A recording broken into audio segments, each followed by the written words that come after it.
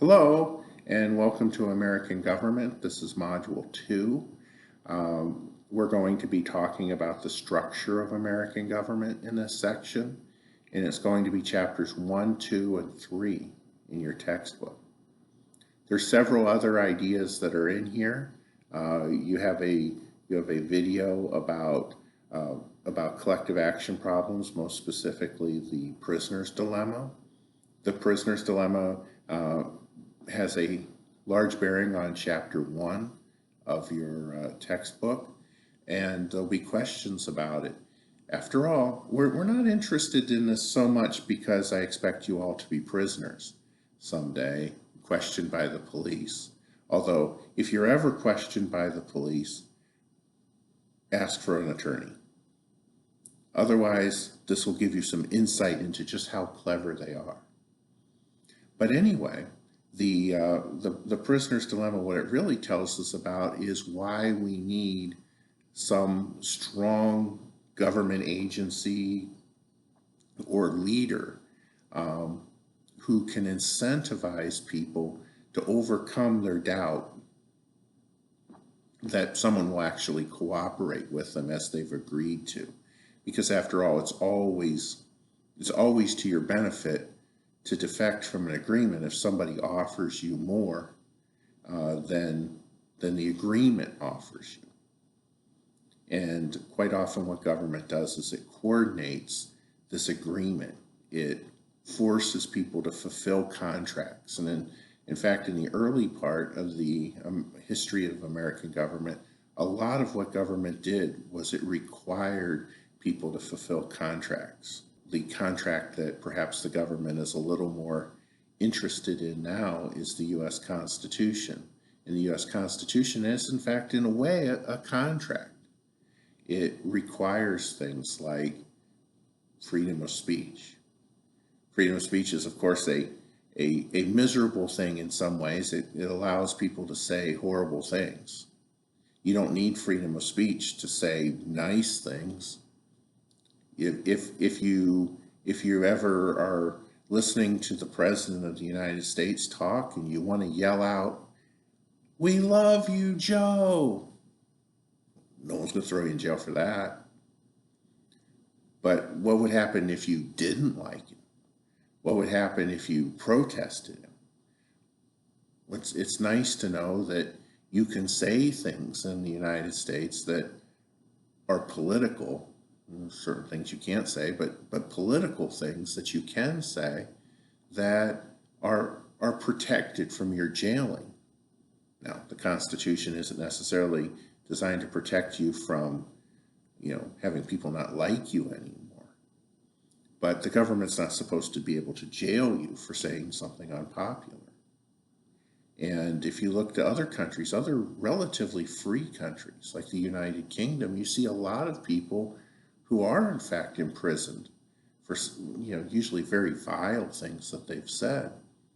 And yet the protection for things that are controversial and not vile is that sometimes we have to let people say some really terrible things so that the people who are only saying controversial things do not have to be afraid. I could talk for a long time about the First Amendment. I'm a big fan. However, that's only one amendment, and Chapter 2 is going to invite you to learn all about the entire U.S. government. I'm sorry, the entire U.S. Constitution. And then Chapter 3 talks about federalism, which, whether you view it as a feature or a bug of the American system, is certainly a part of the American system where there is power in the hands of both the state government and the national government. In addition to those 3 chapters, there'll be voiceover PowerPoints for each of those. You can envision those as being class sessions, I suppose. This class could be a Monday, Wednesday, Friday class.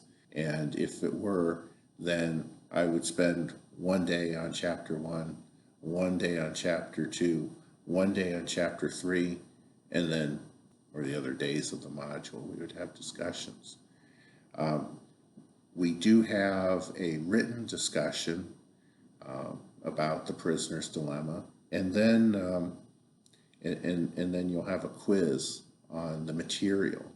It should be 5 questions between chapters 1, 2, and 3. So I would expect 2 questions for each of 2 of the chapters, and then one of the chapters will have only 1 question. That's not to say these are the only things you'll need to know. As the midterm approaches, you should be aware that there will be many questions on the midterm, and people tend to do real well on the quizzes. They're open book and open note. All of my assignments are. There's ways that I have devised to keep you from working with your friends on it. I've decided in some ways that telling you that it would be closed book and closed note would be so hard to enforce that in a lot of ways it would just be a tax on honesty, and I don't like to punish people who are honest. So I like to tell you, you're not being dishonest. If you have notes, if you've done studying on this, then go ahead and use those notes for this paper. But I'm sorry, for this quiz. But I would also warn you that that's not a good time to just throw out all of your notes for things that weren't on that quiz. And my goal is that we would have this all done by the end of the week. And I think that should be pretty possible. So anyway, if you have any questions for me whatsoever, if you need to contact me, feel free to contact me. I prefer strongly my campus email. So that's csnook1@kennesaw.edu. Try not to send me a message through the D2L messaging system. It gets all confused with, I can't reply on my mail. And so then when it comes through as an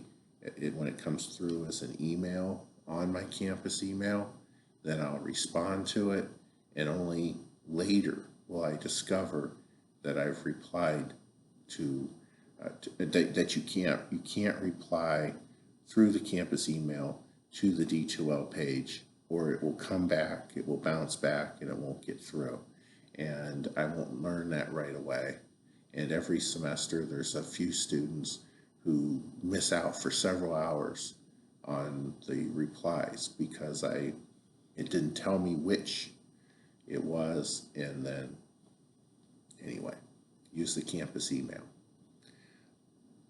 Otherwise, be sure to watch the PowerPoints, and I will be in touch with you again soon. Good luck.